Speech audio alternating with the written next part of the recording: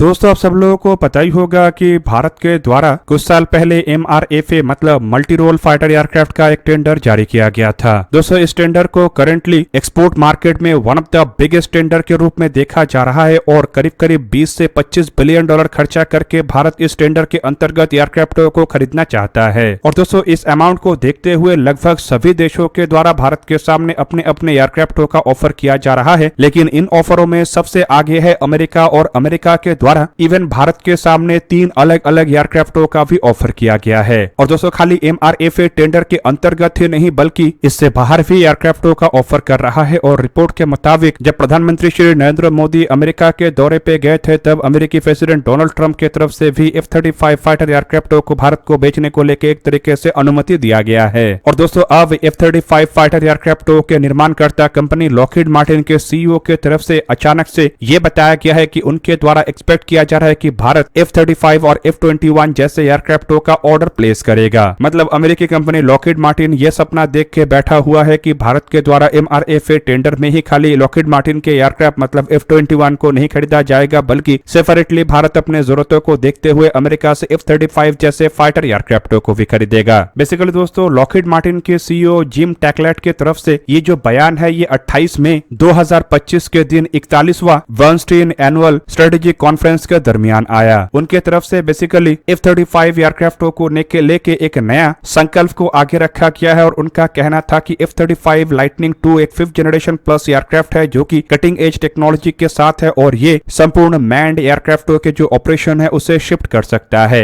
Even इसके साथ साथ उनके द्वारा ये भी जानकारी दिया गया है कि लॉकहीड मार्टिन अपने फुटप्रिंट को इंडिया के अंदर मजबूत कर रहा है और इंडिया को F-35 और F-21 जैसे सोफिस्टिकेटेड एयरक्राफ्टों को बेचना चाहता है। और उनका ये भी एक्सपेक्टेशन है कि इंडिया इन एयरक्राफ्टों को अमेरिका या फिर कहे तो लॉकहीड मार्टिन कंपनी से खरीदेगा। दोस्तों यहाँ पे आप लोगों के जानकारी के लिए बता दूं कि जो F-21 एयरक्राफ्टों का जिक्र किया जा रहा है ये असल में कोई नया एयरक्राफ्ट नहीं है बल्कि ये अमेरिका के द्वारा 70 के दशक में डेवलप किया हुआ single engine multi role fighter aircraft मतलब F-16 एयरक्राफ्टों के ही एक अपग्रेडेड वेरिएंट है जिसे एक नए नाम के तहत लॉकहीड मार्टिन के द्वारा भारत के सामने MRFA टेंडर के अंतर्गत ऑफर के तहत रखा गया है। जबकि नो डाउट दूसरी तरफ जो F-35 एयरक्राफ्ट है ये करंटली दुनिया के सबसे एडवांस और स्टेल्थ एयरक्राफ्ट है जो कि कई तरीके के एडवांस ऐसे कैपेबिलिटी से लैस है जो कि दुनिया के अन्य किसी एयरक्राफ्ट के पास नहीं है। और दोस्तों इसी वजह से F-35 एयरक्राफ्टों को सभी देश खरीदना चाहता है लेकिन फिलहाल उन देशों में भारत का नाम नहीं है क्योंकि भारत की तरफ से रिसेंटली ये साफ कर दिया गया है कि ना भारत विदेशों से currently 5th generation fighter aircraft को खरीदने को लेकर इंटरेस्टेड है और ना ही विदेशों के किसी भी कंपनी के साथ मिलकर कोई 5th जनरेशन फाइटर एयरक्राफ्टों को ज्वाइंट वेंचर के अंतर्गत बनाने जा रहा है।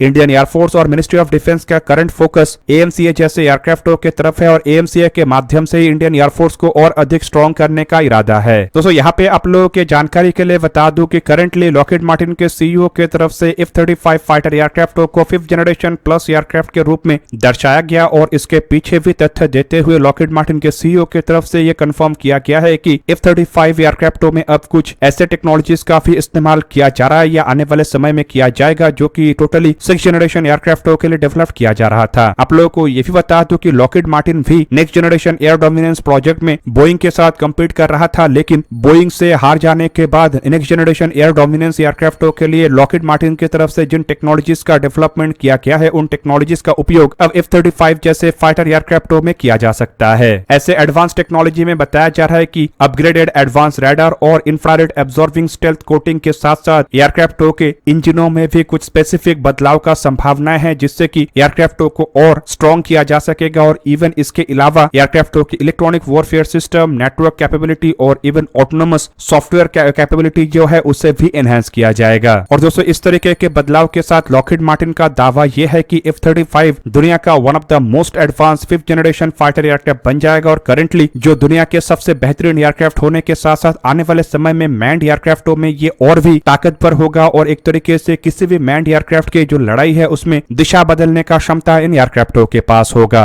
अब दोस्तों यहाँ पे आप लोगों के जानकारी के लिए बता दूं कि कुछ समय से भारत के अंदर भी 5th जनरेशन फाइटर एयरक्राफ्टों को एक्वायर करने को लेकर चर्चा किया जा रहा था लेकिन इस चर्चा के ऊपर कुछ ही समय पहले मिनिस्ट्री ऑफ डिफेंस के द्वारा एक फुल स्टॉप लगा दिया गया और AMCA एयरक्राफ्टों के एग्जीक्यूशन मॉडल का भी खुलासा किया गया जो कि दर्शाता है कि करंटली भारत विदेशों से 5th जनरेशन फाइटर एयरक्राफ्टों खरीदने को लेकर उतना अधिक इंटरेस्टेड नहीं है। पर कुछ एक्सपर्टों का कहना है कि जिस तरीके से चाइना भारत को 5th जनरेशन फाइटर एयरक्राफ्टों के द्वारा घेर रहा है, खास करके पाकिस्तान को J-35 एयरक्राफ्ट दे रहा है, उसे काउंटर करने के लिए भारत को 5th जनरेशन फाइटर एयरक्राफ्ट खरीदने का आवश्यकता हो सकता है, क्योंकि भारत के स्वदेशी 5th जनरेशन फाइटर एयरक्राफ्टों के बनने के लिए करीब करीब और अधिक 10 साल लगेगा। ऐसे में दोस्तों भारत के लिए F-35 जहां पे एक बेहतरीन ऑप्शन हो सकता है, तो वहीं पे संभावनाएं तो सुखोई Su-57 एयरक्राफ्टों को लेके भी है। और जिस तरीके से भारत और पाकिस्तान के इस झड़प के दरमियान अमेरिका का रवैया था और जिस तरीके से अमेरिका इंजनों को देने को लेकर डिले कर रहा है, उसके बाद अमेरिका के तरफ जो संभावनाएं है वो कम होते जा रहा है और रशिया के तरफ संभावनाएं बढ़ते जा रहा है। और शायद इसी को ही देखते हुए अमेरिकी कंपनी के सीईओ की तरफ से ऐसा बयान दिया गया होगा ताकि भारत को F-35 एयरक्राफ्टों को लेकर लुभाया जा सके। यहाँ पे आप लोगों को ये भी बता दूं कि करंटली इंडियन एयरफोर्स F-35 या सुखोई Su-57 जैसे एयरक्राफ्टों को डायरेक्टली परचेस करने में कोई इंटरेस्ट तो नहीं रखता है, लेकिन इंडियन एयरफोर्स MRFA टेंडर के अंतर्गत विदेशों से करीबन 114 फाइटर एयरक्राफ्ट खरीदना चाहता है और इसके लिए करीब करीब $25 बिलियन तक खर्चा करने के लिए तैयार है। और दोस्तों इस हिसाब से अगर देखा जाए तो एक एक एयरक्राफ्ट के लिए भारत के द्वारा करीब करीब $220 मिलियन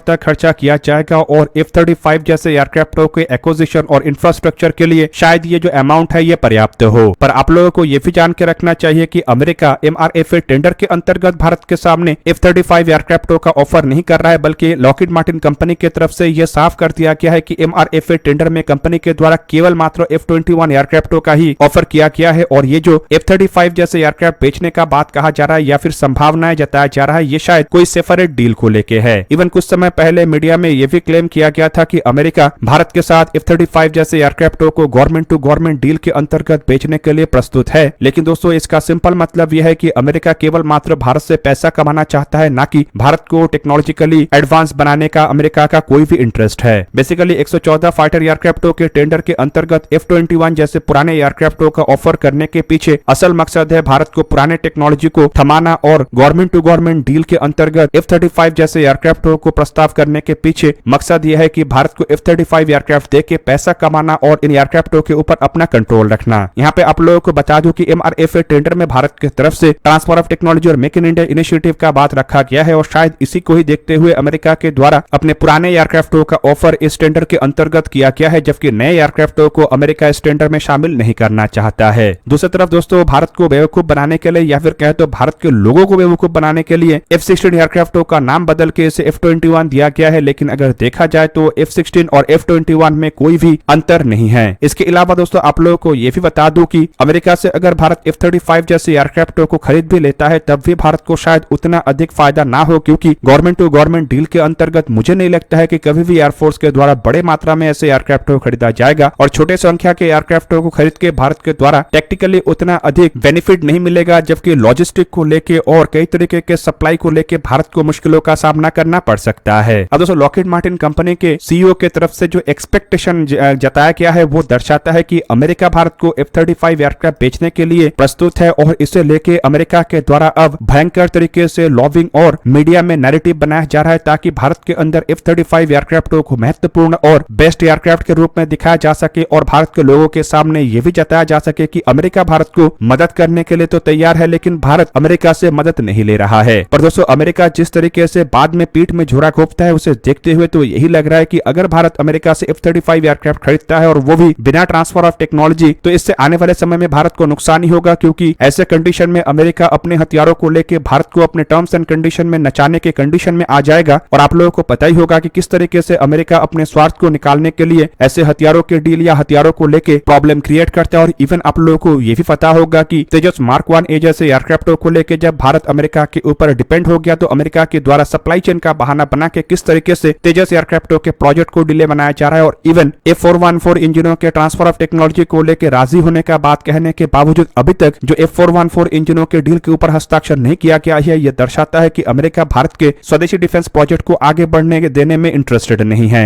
दोस्तों आप लोगों को क्या लगता है कि अमेरिका के ऐसे रवैये के बाद क्या भारत को अमेरिका से F-35 जैसे फाइटर एयरक्राफ्ट को खरीदना चाहिए या नहीं? कमेंट करके अपनी राय अवश्य दीजिए। दोस्तों आज के इस वीडियो को यहीं पे करते समाप्त, किसी और एक दिन किसी और एक वीडियो में मिलेंगे, तब तक के लिए जय हिंद, वंदे मातरम।